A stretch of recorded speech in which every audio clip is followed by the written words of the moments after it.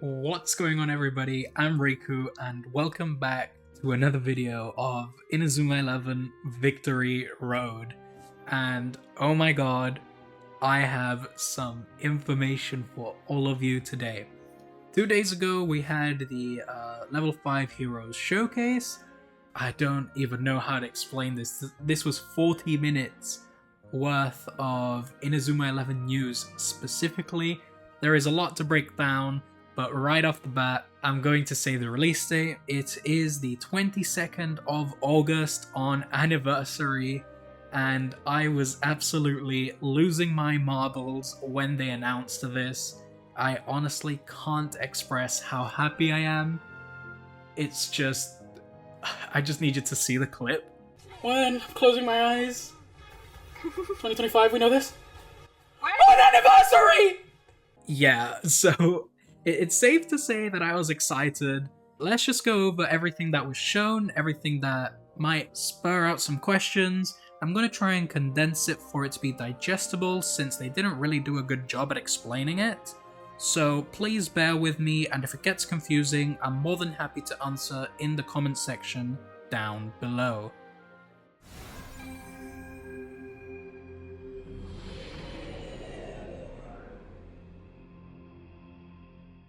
Okay, so one of the things that they showed us was Chronicle Mode, and oh my god, there's so much to talk about, I don't even know where to start. In Chronicle Mode, you'll be able to relive the entire series worth of events from Mark Evans' episode 1 all the way up until the Ares Orion season. It feels like it's going to take more of the anime approach with a lot of dialogue happening between the matches and some prerequisites to do during the match in order to progress with to progress with the story. And I honestly like that because it's like reliving the TV anime series, which I just like. I'm a sucker for having little objectives inside the match and not just winning 7-0. So honestly, I'm quite happy about that. Chronicle Mode will also feature its own story mode, which... oh my god. We are finally able to see more about the blonde boy that has been teased since 2023. And his name is finally revealed to us. His name is Victorio Cryptix. He's the grandson of Dr. Cryptix from Chronostones. We were also able to see the return of Wonderbot, as well as an adult version of Faye. Faye? Faye! This mode is its own separate story. It could have been its own game, and the overall story of it just looks amazing. I am so hyped to try this out, and I'm so sad that I have to play the normal story mode first because I don't want that to get spoiled, but I don't want Chronicle Mode to get spoiled. It's just mind-boggling, to say the least. It looks like it's going to be a continuation of the Chronostones story, and for those of you who do not know, Chronostones came out 10 years ago in Europe, or give or take around that, and it was the last game that we ever got in Europe. Galaxy never left Japan, so I'm so excited to see what they are cooking. I'm so scared but so excited at the same time. So not everything will be available at the launch of the game. We will be getting post-launch upgrades or updates. These are not DLC, I have to emphasize that. You will be able to play these just at a later date. We will be getting Galaxy, Ares, and Orion, Part 1 and Part 2, as a post-launch update. So that is something to look forward to. We're looking at over 5,200 characters, as well as more than 150 teams anyway. So honestly, I'm not gonna complain. I'm always welcome to having much more content down the line. And I'm honestly just so excited of Chronicle Mode. It's insane.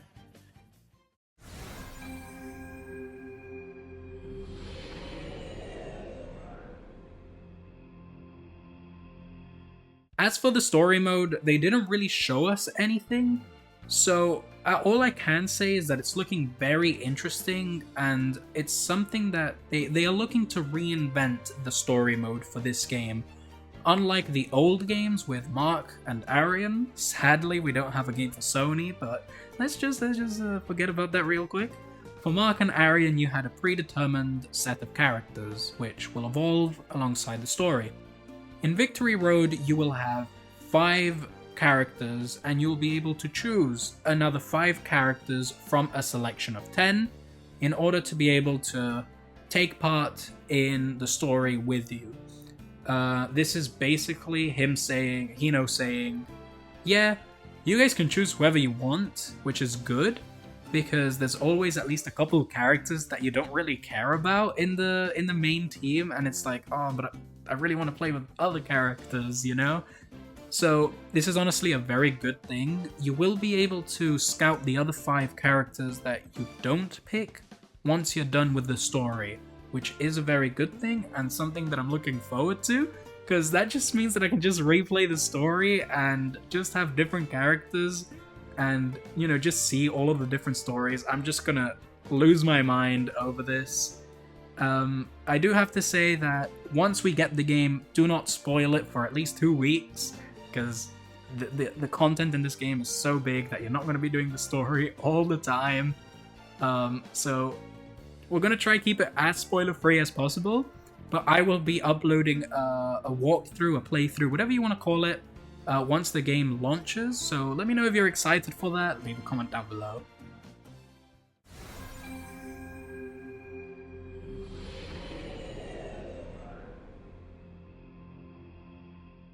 For competition mode, I don't know where to start.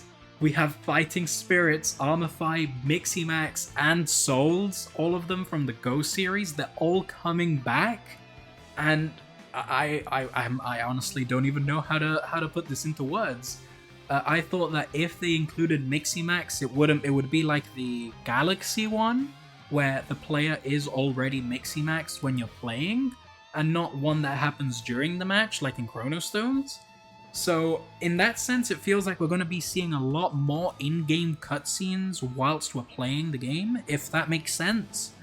So I feel like the overall feeling and the progression of the game of the matches, better said, might feel a little bit slow because of how much is going on. But that's not a right now topic, that is a topic for later on.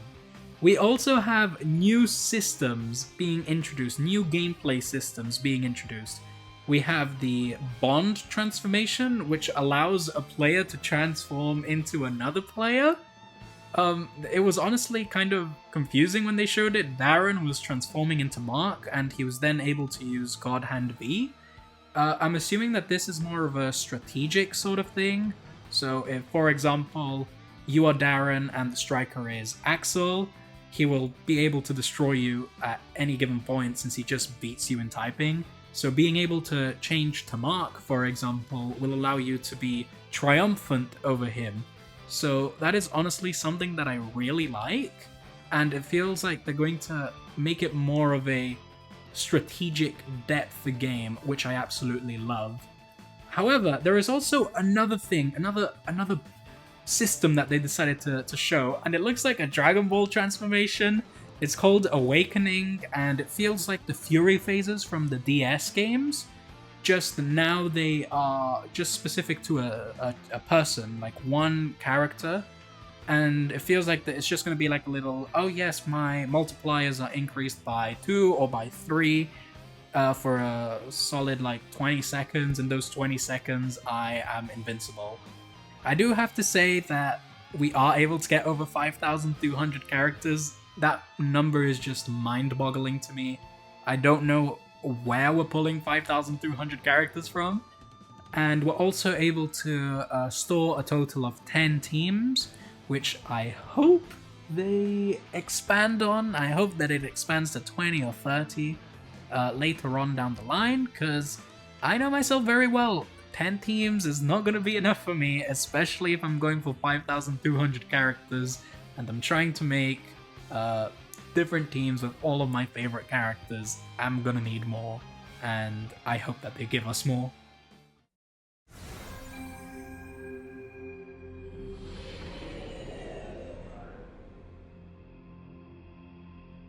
We were also able to see more about the make your character aspect of the game. It looks interesting, but we kind of saw this in the last trailer, so there wasn't really much else. You can create your own character. We were also able to see what you were, like, you know, the create your own town area. Something that they showed us this time that they didn't mention last time is we're able to get specific drops. For example, in Chronicle Mode, if you fight Zeus a number of times, you're able to drop the stadium. You can just place their stadium in your little town, and once you have that in your town, if you have players or other people in your village or your town, whatever you want to call it, you can just, you know, just have a friendly whilst you're hanging around. It's cool. It's cool. And something that I'll definitely spend my good 15 hours on.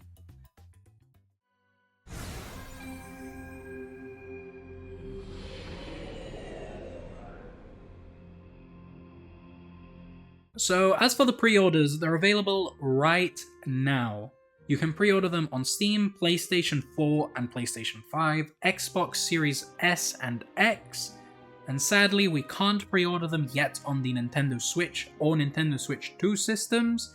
I'm assuming it's because they're waiting for the Nintendo Switch 2 to release, and then once it's out they can finally give a price for it and, you know, open the pre-orders, which should be available before the 21st of August, I hope. I want to get my pre-order bonuses on the Switch too, please.